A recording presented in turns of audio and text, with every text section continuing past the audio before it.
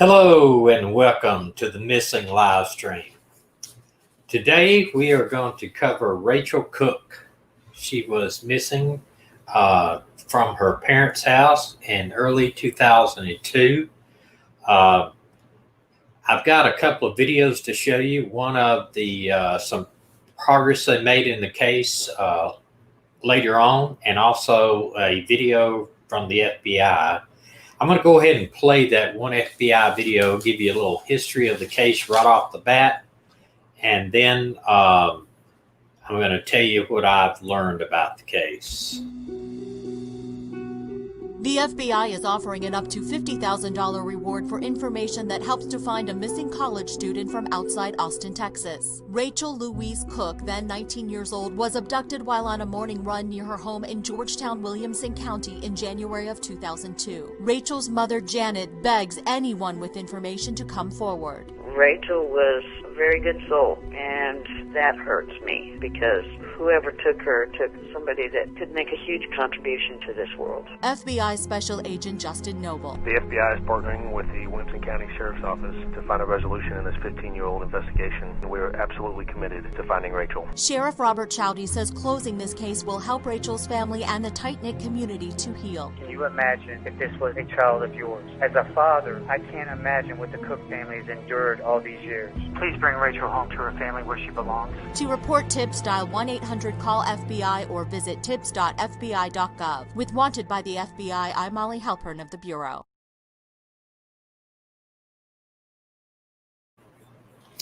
So that was pretty good.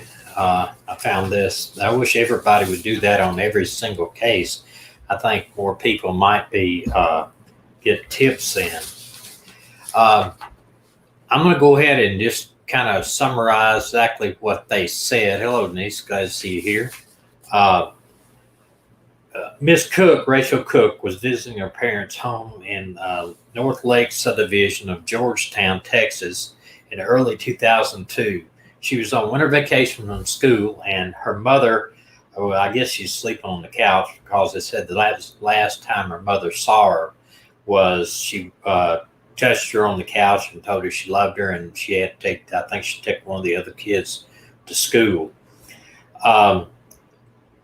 She had departed her home about on a 4-mile run in the early morning that day of, I think it was, let me see exactly, it's saying January the 10th. Actually, she left her home on a 4-mile run. Now, this was more or less a kind of a rural type community compared to Dallas and Houston. She ran, and on her way back about 100 to 200 yards back from her home, witnesses said that was the last time they saw her. She was about 200 yards back from getting back to her house. So she had completed her 4-mile run and was just coming back to the house. There were some witnesses told authorities there was an unidentified male driving a late model white or blue Chevrolet Camaro or Trans Am, Pontiac Trans Am, with a white or black stripes along the hood and the trunk area in the area during the disappearance. So they had a vehicle that they were looking for already in that area. Now, she has not been heard from since. The Williamson Sheriff's Department has really took an initiative to keep this case alive. They are considered a cold case, but they considered a very, very active case. So they said too that it was dark complexion, maybe Hispanic males in the vehicle. Some witnesses reported a man inside a vehicle that had been traveling along the Navajo trail and turned southbound to the Nexus Trail. I guess it's Necches Trail. Sketches of the identified males posted in the case summary, which I'll show you those pictures. They're kind of vague. I'll be honest with you. I've seen sketch drawings by artists, and you really just can't do them justice. You can't really do the true identity justice, although crimes have been solved by sketch artists. I was watching a show last night where an arsonist had burned like 190 places, churches and stuff like that. And when the sketch came out, his own father recognized him. So, and basically turned him in because he was actually killed one person or two people in one of these fires. They're also searching for information concerning a white pickup truck seen in the area of North Lake Subdivision on January 10th that year. Witness said the sports car and the truck stopped along the road to speak to a jogger shortly after Cooke's disappearance. So, you know, I don't know what these guys are doing, but it's kind of obvious that these would be their main suspects. I'm going to show you the picture of the sketch that the artist gave. Let me change my banner here to the reward that they've offered. Yeah, okay. I've got this. They're offering $100,000 reward for this case. And I think that's pretty good. I mean, you know, if there was 4 of them in the car and one of them actually did the deed of abducting her, they're calling it an abduction. But if any harm was done to her or whatever, it's been a long time, then one of these other guys could really turn on one of their partners. And for $100,000, I know people would turn on their people for $50, you know, in some cases. They put out, the FBI put out that video, and also they put out these sketches. So you can see the one sketch on the right, the far right, I guess it's this one, the one that's not as clean, kind of pale looking. It's got some initials down below it, and the one directly below him, it's pretty vague. These other two, they're not bad. I mean, if somebody knew them, but they would be somebody to turn in for sure. You know, if somebody knew knew somebody that looked like them in that area of Texas, Houston, and various other places. They published this wanted poster also, this missing person poster also on Rachel Louise Cooke. She's a very young, pretty young lady, and it's a shame. You think you go to California, it's pretty dangerous out in California in some places, but then she comes home to Texas, and that's where she meets her fate in Texas. This was also some pictures given out by a poster, and it tells she was wearing a green sports bra, gray shirt tied around her waist, gray shorts, sweatpants, and white Adidas, or I guess Adidas or Asics, carrying a bright yellow Sony Walkman, portable radio, cassette player, and headphones. Man, that's way back there in the day, sure enough. But, you know, they describe her a white or Caucasian white female, blonde hair, hazel eyes. She's got a heart-shaped tattoo on her left shoulder and a black star tattoo on her left shoulder, or left foot near her pinky toe. And her ears are pierced, multiple piercings, multiple times, one piercing on her upper cartilage of the ear, and her navel has been pierced. So, you know, that was big time back in that day of getting piercings. One real interesting thing, and there's a couple of interesting things about this case that happened since the abduction. In 2006, there was a guy in prison for murder for killing a pregnant woman, and he admitted, he said he abducted and killed Rachel. He said he killed her with a hammer and dropped her body in the Gulf of Mexico. That's kind of convenient for him to say that, since the Gulf of Mexico is so large.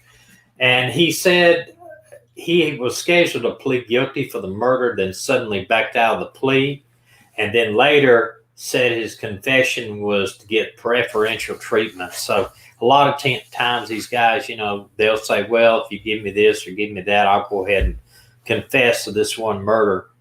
But some of the investigators thought he may have really did it because some of the circumstances he described, but I think it was so general that it could have been him and it could have not have been him. But the other evidence that came up in this case kind of disproved it, threw it out. But, I've heard about that of murder suspects. They will admit to something in prison if they're already there on a crime like murder anyway, and they're not going to get anything more. They don't have any threat of the death penalty, or he might say, well, if you'll give me this and that, I'm going to tell you this murder I did, and then but I want no death penalty involved. So, he could admit to it, but I just don't. So what I've read about what his plea and what he said, unless he gave the detectives something that only the killer would know, I don't think that he's going to be the guy.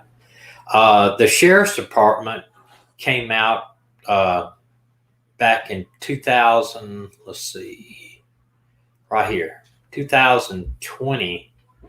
This was posted. Now I don't know when this information came in, but they say on Saturday, January 11th, so I'm hoping it's this year, social media accounts received a tip about Rachel Cooke case and some specifics, and we are asking to reach back out via social media.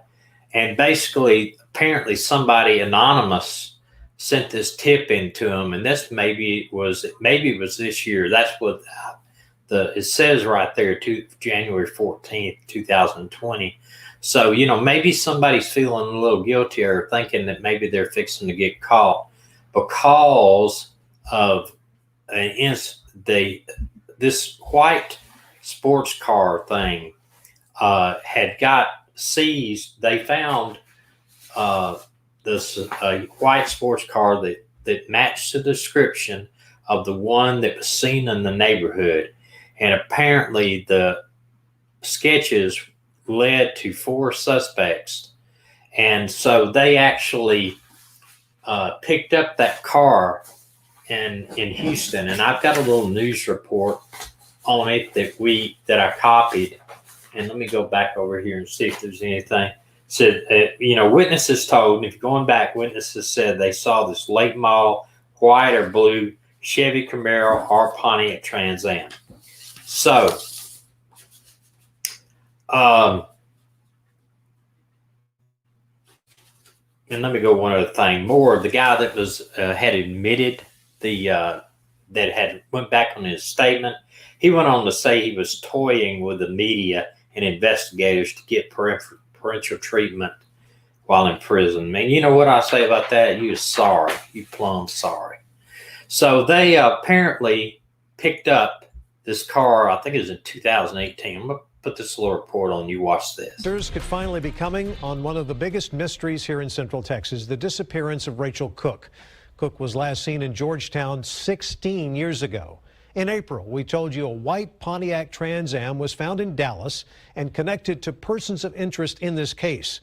And now FBI analysts have found positive tests for possible blood in that car. More testing will now be done. We wanted to know exactly what they are looking into.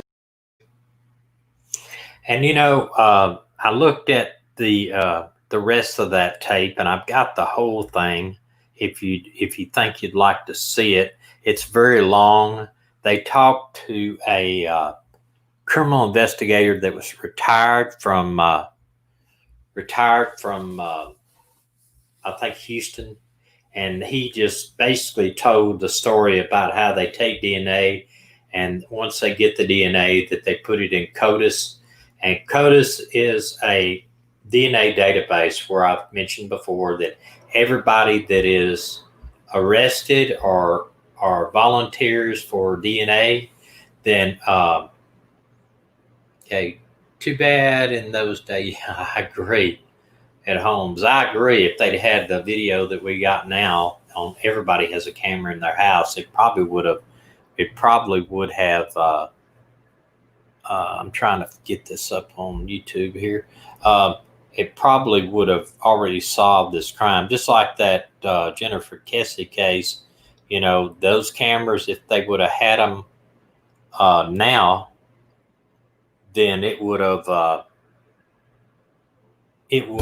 been better. I mean, they would have been able to catch this guy. I mean, the ones they have now, you can put on your house, and it would actually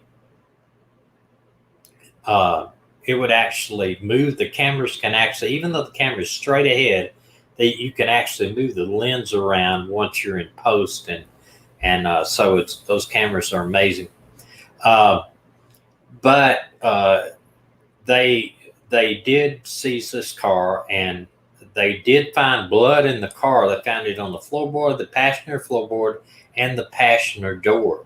But for what I've read, and I researched today trying to find anything that told whose blood it was, and the DNA came back, and I found nothing. So it could have been anything, whatever it is. You know, you would think after 2 years after seizing that car 2 years ago, then somebody would have been arrested, or the blood would have been, would have been identified either as their blood or somebody's blood. You know, hello, Lori, glad you could make it. But the blood was in the car, so this is why I don't understand it. They haven't. The FBI did it. Why, one, if the blood belonged to a suspect, why couldn't they find it through CODIS in the CODIS files? Two, if it belonged to Rachel, then they should be able to find the blood if it was Rachel's or not. And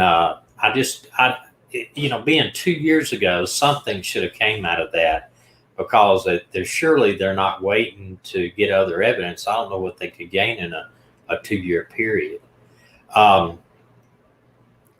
But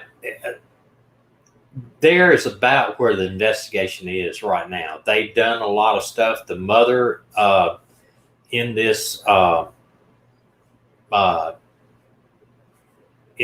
the last video, I believe, was the mother was out there. If I showed you the right video, was out there, and she was very excited about the fact that the car had been seized and things were going on about it. But it really doesn't.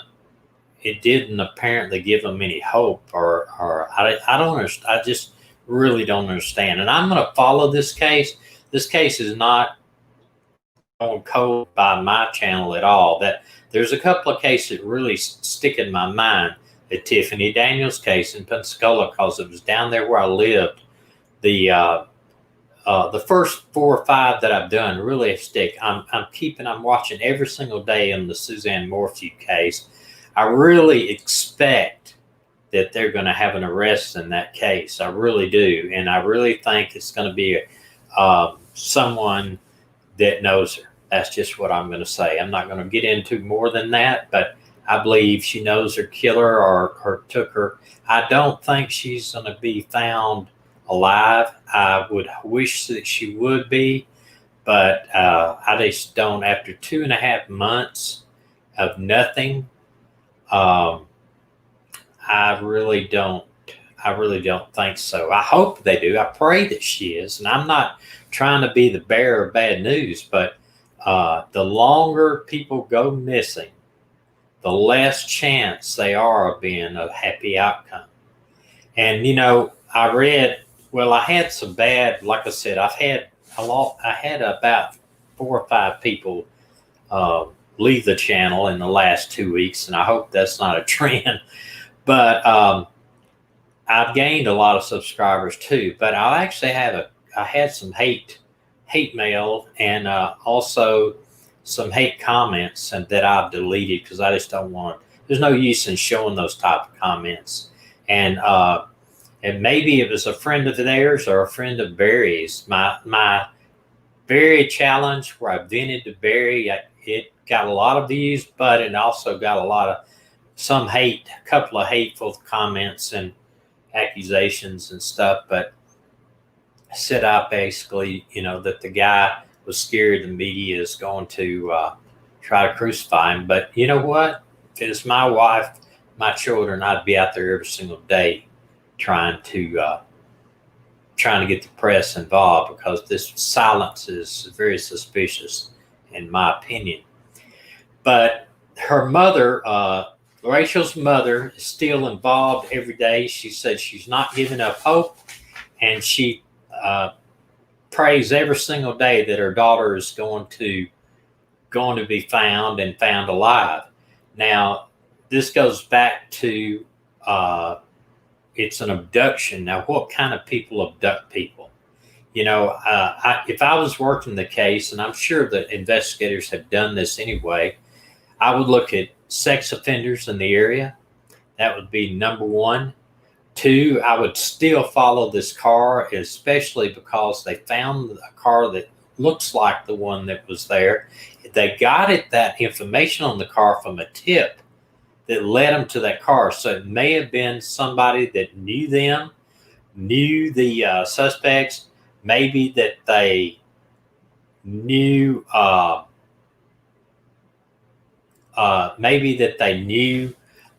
the suspect or knew the car, but something was a tip that led them to that car. And I'm sure that if a tip told them that was the car involved and the blood in the car is from whoever it's from, they need to find out. I just don't understand after 2 years why nothing has been brought to light about that. I think if they would have found the people that own the car, and here's another thing. When they find that car, they'll know who owns it because it has a VIN number on it. The VIN number, just like you use it, I know every one of y'all have used it to get your tag and all that. The VIN number is in several places on the car, so they just can't take the VIN number off the dash. It's like in 10 places all through the engine, the frame, and everything. It would be a major deal to take the VIN number off that car. And, that should tell him who owns the car. And they may have to do a trace back somehow or another if it did take multiple VIN numbers off of it. But it was in a wrecking yard, which I kind of think that was kind of strange too. But, or at least it appeared to be. They may have found it and pulled it to the police impoundment yard. But they know, one, they probably know who owns the car and trace it back to who owns it and who sold it to or who borrowed it or whatever. Or if it was a stolen car, then that just brings it a little bit more difficult. But they do have the blood. They have the blood in the floor. They have the blood on the door. So DNA from that blood, if they entered into CODIS, which eventually one of these people, if they're not, would get arrested, and then they find them, then interview them. And that might be what it is. The blood may not come back to Rachel, but it may come back to someone that's not in CODIS. And that would make you think right there, well, it can't be a sex offender because sex offenders' DNA is in CODIS right now. They take your DNA from everybody that's arrested. And so maybe the blood evidence showed DNA that's not available in CODIS. And that may be why, and in general, that they didn't post that. The FBI didn't come out and say, this blood was taken, it's not in CODIS. So that would be just something that they could kind of keep in their back pocket to find out if whose blood is it. But there has been nothing as far as on the press wise, on the internet, on media, other than this post by the sheriff saying, hey, we got a social media tip from this anonymous person. We'd like to talk to you again.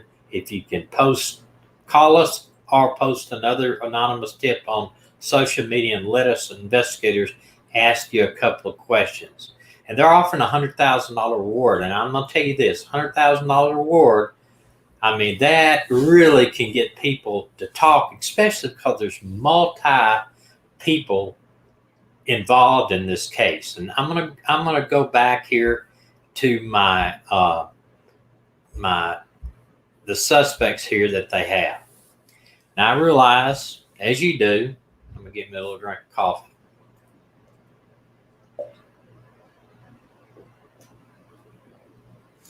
I realize, like you do, that they're vague, especially the ones on the, I guess, the right side of the screen, the light color ones, the ones that are not really heavily featured. But if somebody knows any of these people, they could probably put together who these people usually run with and who they hang out with. You know, if they're part of a gang, and maybe they'd be a little bit hard to talk, but you're talking about a lot of money here. And if one of these guys, if you're listening to me right now, or you hear this down the road, if you're one of these guys, think about it this way. You can make a bargain right now because you're one of the three that's not in jail too, and say, hey, I'll tell you what's going on if you give me immunity. And I'll be able to allow me to collect some reward or something. I'm not saying that's going to happen because you're with this group, but it might save you from getting the death penalty. Think about that. But this, again, I showed this earlier in the broadcast when there wasn't too many people online. I'm glad we have a good audience now. But it says, if you left a tip this weekend on Rachel Cooke case, please read. And it goes in. Apparently they have one on Saturday. And if you look down at the bottom of this message, this is January the 14th, 2020. So maybe as late as this year that the sheriff investigators got a tip, anonymous tip. So maybe the veil of secrecy is starting to crack a little bit. That's what we can hope for. And again, I'm going to show this thing. This is the missing person case poster, and you can go to the FBI website. The FBI has a pretty good extensive missing persons throughout the United States. I did mention this last time, but NamUs is a website for law enforcement, and citizens can join. We are a member of NamUs, where it allows you to go find out people missing. And they even cover, if a police department puts you in NamUs, you could be a runaway. And a couple of them are a runaway. I read through maybe 20 or 30 last night, and a couple of them, one of them was a habitual runaway, and that they run away 5 or 6 times, and they always call their parents and say, I'm okay, I'm staying with somebody, and no, I'm not coming home. And they apparently hang up. So even that type is in NamUs, but this case is in NamUs, and it allows, with one part of NamUs, and I'll show you sometime. I'll pull up NamUs and show you how it works. But it says, it gives a little kind of a note at the bottom about missing bodies that have found that are similar to the missing person. And I went and checked, and this case doesn't have any that have popped up so far, which is a good thing. But you got to realize Texas, it's huge, and it's a huge amount of desert. But still, I think this is a solvable case, and it's like I said, somebody knows something. It's just and with, you hear my dogs bark, with 4 people involved, possibly involved, maybe more involved in this abduction, somebody has to know something. They really do. Let me see if I have anything else that I saved on here. I think that's all I have on here. I think I'm going to play this thing again for the news media and let y'all hear a little bit of what the investigators said. And if it rambles on, I will end it. But it's pretty interesting for some of you that want to learn a little bit about DNA and CODIS and how it is. So I'm going to go ahead and play this for you, and y'all listen to it, and I'll cut it off here in a little bit if it drags on. Answers could finally be coming on one of the biggest mysteries here in Central Texas, the disappearance of Rachel Cooke. Cooke was last seen in Georgetown 16 years ago. In April, we told you a white Pontiac Trans Am was found in Dallas and connected to persons of interest in this case. And now FBI analysts have found positive tests for possible blood in that car. More testing will now be done. We wanted to know exactly what they are looking into, and KXAN investigator Aaron Cargile spoke today with a former forensic expert with the Austin Police Department. Mark, thanks for heading straight over as soon as we both learned the new development in the Rachel Cooke case today. Williamson County Sheriff's Office is saying possible presence of blood. What does that mean to you in, your past line of work? Well, it means they suspected the presence of blood. So the article or the item of evidence where they suspect the blood may be present, they've done, I'm sure, a presumptive test for the presence of blood or DNA, and depending on that test, it's either confirmed that it's presumptive for blood or not. If it is, they would take that into the lab and they would do further analysis to hopefully obtain a good DNA profile. Got it. As you were mentioning just a moment ago, you said they first try to zero in on a spot, and then once they say there could be blood here, then they run further tests to go even deeper, trying to figure out if, who that blood belongs to, and then trying to get a DNA sample and then putting it into the database would be the next step? That's correct. Once they've been able to identify that a DNA sample exists, they will conduct further examination and analysis to create a DNA profile. So a DNA profile is like a fingerprint, so to speak, and then they subject that. Once that profile is created, they submit that profile into the CODIS, or Combined DNA Index System database, in hopes of finding a match. How long can this take to get to that DNA point of getting a match? Well, a lot of variables come into play. It could take as long as a week, or 2 weeks, 3 weeks, a month. It all depends. Is this promising news? Should we get our hopes up at this point that there could be a huge break in this case? Well, anytime you find the possibility that DNA especially exists, that's very promising. You want to be careful not to get your hopes up too much, but I think it's good news. It's better than not having that news. So I think we just take it a day at a time, a test at a time, and see what plays out. But I think it's very promising. Mark, thank you. Thank you. Okay. The FBI is offering a $50,000 reward for any information on this case. Call the number on your screen if you can help.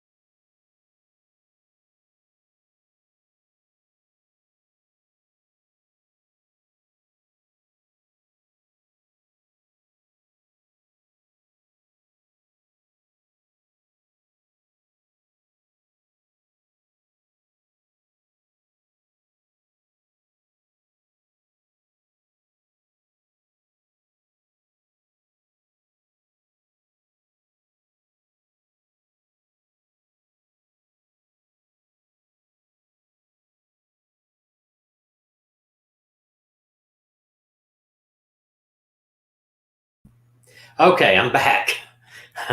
Do y'all have me now? For some reason, it went off. I think I'm back on now live. Did that show me back? Somebody tell me if I'm back live again. Okay, yes, okay. Yeah, I don't know what happened there. It went off. I must have accidentally mashed a button. It's like the guy that accidentally trips over a cord and everything goes off. They say I'm back. That's behind a little bit. I don't know. Do you see my face on here? Does anybody see my face now? Okay, I don't know. My wife wasn't seeing it for some reason. Okay, but anyway, genetic detectives, they're on Discovery or History Channel or one thing, but what they do is they take this DNA where they don't have a CODIS match. They don't have anybody. This happened to one of the killers, the serial killers. It wasn't BTK, but it was the Golden State Killer. That guy out there, the old guy they call. What they did with that is they took that DNA and they followed it from the top of the tree back down to the guy. So they ran it through GenMatch, and somebody in his family had a DNA profile done on them, either through not Ancestry, but through GenMatch or something. And they found this in this tree, and they followed him back. They followed it from the grandfathers back down to the aunts, to the uncles, and then they narrowed it down to 2 people. They were like 3 brothers, where all of them were in that DNA was in that, could be one of the 3 brothers. And at that time, they put detectives on every single person, the 3 brothers, and they followed them until they obtained one of them through a cigarette butt or a drink, maybe a water drink or something in the trash cans. And then they went and retrieved it. One of them actually got out of a truck, and they swabbed the bottom door handle of the truck for DNA. And that's how they got his DNA. And that turned up to be the guy that the DNA match had a DNA match. So only reason they wouldn't do this, and for this case, I don't see there's a big problem. It could cost several $1,000s to do that. It's not easy. And you may spend that several $1,000s, and it may come up no match. Nobody's got the DNA profile run through GenMatch or anything. I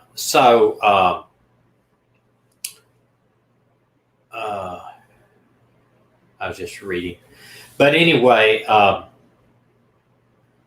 so GenMatch, if a lot of people go ahead and post their DNA in GenMatch, but I'm gonna tell you, it's a little bit. Some people say, well, it's a violation of your civil rights to have somebody follow your DNA, but if you put it in a public database, it's out there for anybody to see and anybody to use. Now, personally, I don't have a problem with putting my DNA in GenMatch. However, some people do. And there is, I can examine it and see where it might be a little bit of a invasion if it turned up. It wouldn't really matter to me, but say it turned up to be your son involved in something. And then how far does it go back? I mean, like, for instance, if it was just something minor, I mean, a minor thing where they need your DNA. But I think now what they're doing, they're actually only using it for murders, rapes, abductions, stuff like that, because one, it is expensive. It can run in thousands of dollars for someone to do it. And also there's only very limited amount of people with the expertise to do it. So if they're not in law enforcement, which most of them are not, they can charge basically what they want. But I think the blood evidence in the car should lead back to something. If the one thing it should lead back to is they should have went out and got DNA from her mother. I think her father had already died. I read that where her father died before anything, the last thing, the DNA, possible DNA blood was found. And to find out if the DNA matches, they're going to have a father's side of the family, whether it's they might be able to do it with if he had a brother, or if the brother was still alive, or if he had a close relative. That's the way to do it, because I know if I put my DNA in Ancestry.com, and a lot of stuff came out. When my wife put hers in there, her father had to give DNA too, to develop some of her father's side. I don't know how it works, but the DNA thing, so that may be an issue, because I did read where, and if I can go back real quick, about when her father died.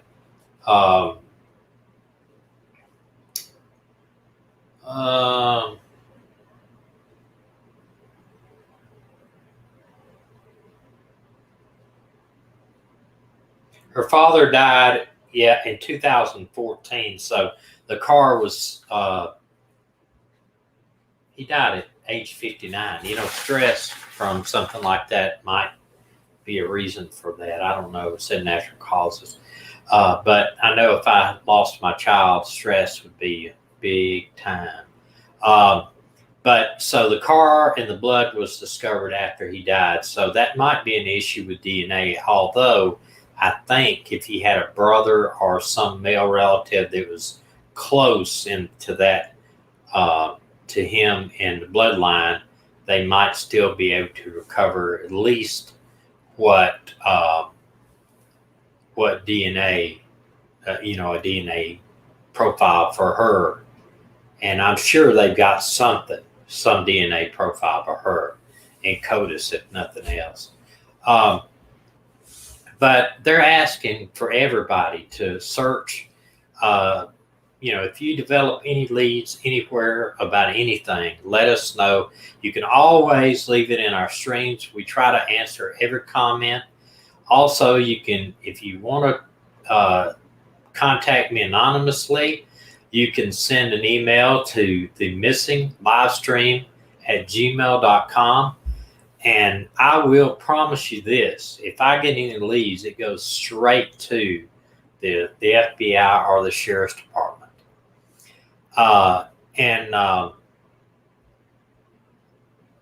But there is still, like I said, $100,000 reward. So somebody knows something, and I'm sure that you would see a break into this. I think we had a comment earlier that they're surprised that somebody didn't get mad at one of the others and tell on them, because you would think 3 or 4 people involved in this, unless they all were involved in it, the heinousness of it.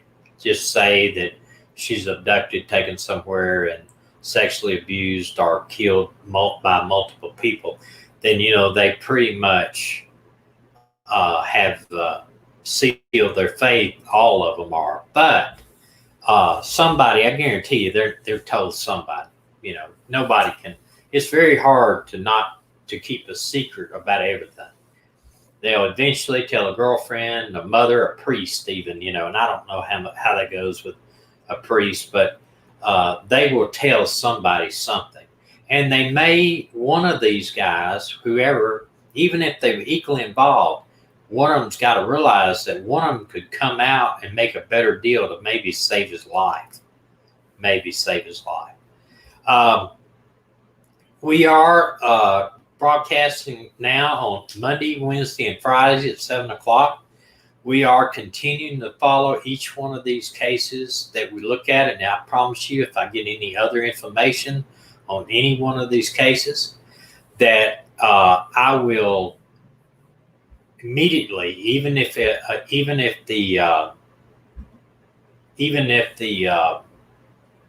it's not on the day that we normally broadcast, I'm going to come online and I'm going to tell you what's going on.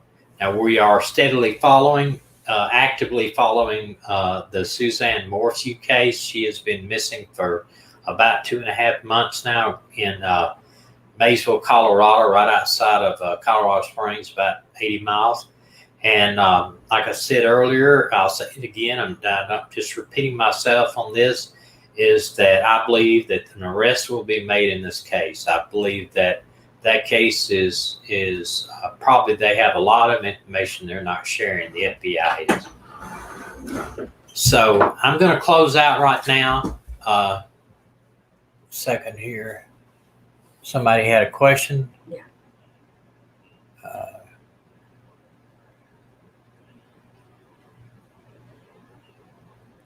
Okay, somebody asked if I could explain about ancestry DNA.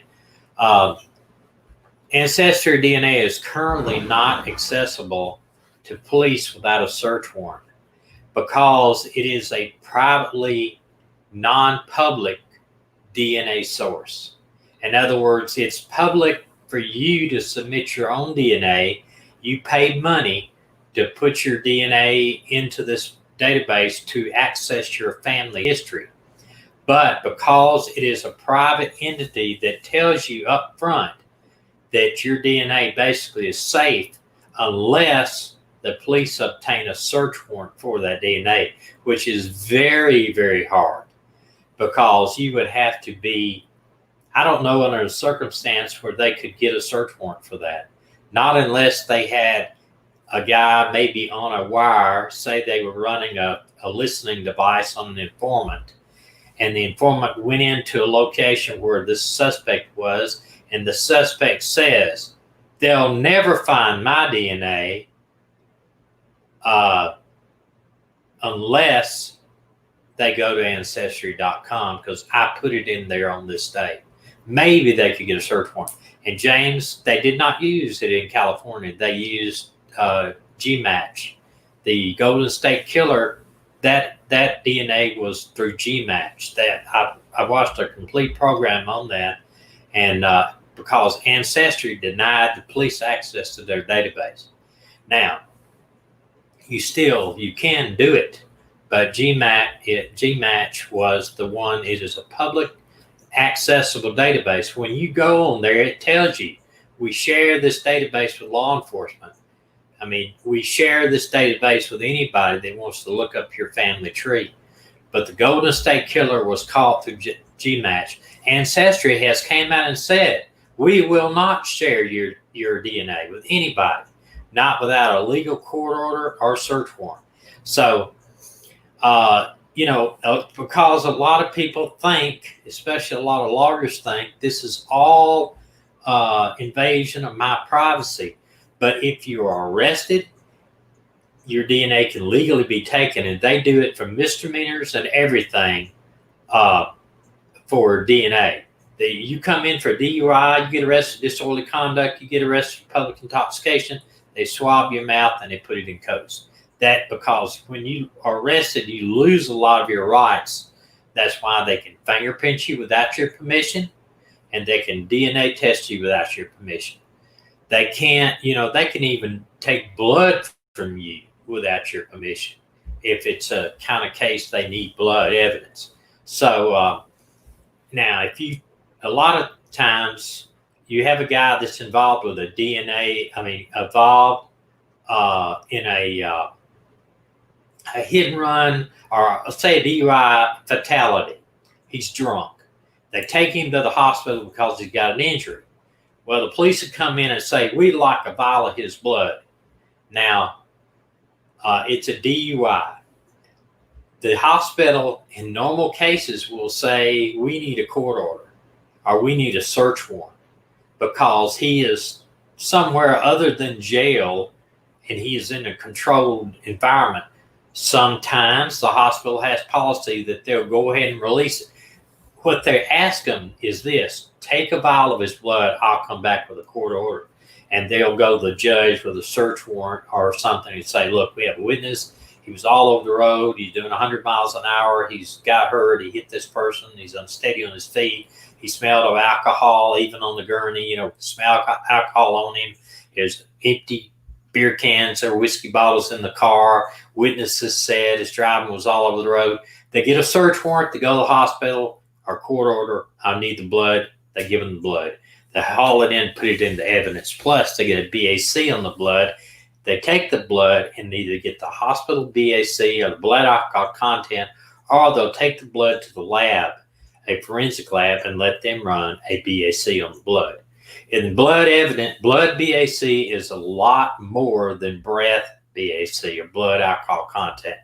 If you have somebody that we used to tell them, they come in, it's a lot more trouble to carry them somewhere and get their blood tested. But if you come in and they refuse the test, if you refuse most tests, in most states, I know in Alabama it is, if you refuse the test, they suspend your driver's license. It's just automatic. But if you say, I want a blood test, you got to take them. If they refuse the test, they can demand a blood test. So you got to take them. Take it up there in the blood test, it's going to be 3 points higher than a breath test. Because it's all about the blood, your air mixes with alcohol in your stomach, and you're measuring your BAC in your breath. It's just not as good as the blood. And I've never understood that. Why? Other than I've seen people say, no, I want a blood test. Take them to the hospital and they say, no, I refuse. It's just they didn't want to really go to jail right then. They're just not going right then. So anyway, like I said, though, I've been retired from law enforcement now since 2012, about 8 years. So things may have changed in the DUI aspect of it, but it's pretty much all the same as far as DNA goes. DNA changes just every day now. They have touched DNA.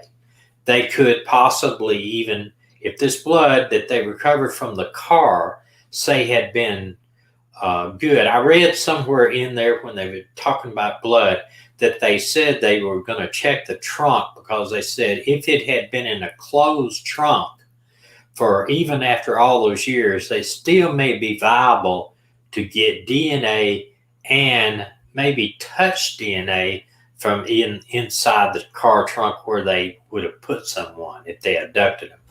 But apparently that was not the case from what I read. What I read was that they did find it in the floorboard, and they did find it on the door.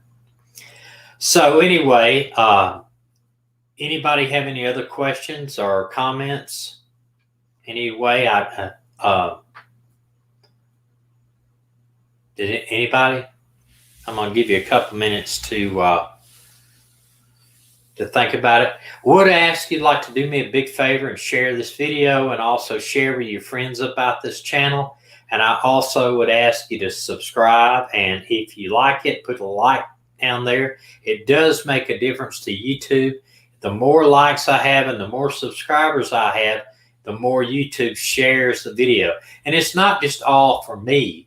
If we could solve one of these cases, if we could get somebody to think about one of these cases one more time, or somebody say, you know, I saw something, you know, that day, or, you know, that reminds me, I ought to call this. They need the information. They need to find these people, even if they are deceased. It's closure for the family. That's all. It makes a big difference. It's closure for the family. I'm gonna look over there, but I do appreciate you taking your time out of your schedule. I know this is not easy for you to just take time out of your schedule to watch somebody like me, but I do appreciate it. I sincerely mean that. So I hope to see you on Friday. I'm not sure yet what we're going to cover yet, because I really want to just get into it and read more. There's a couple of cases that I'm looking into.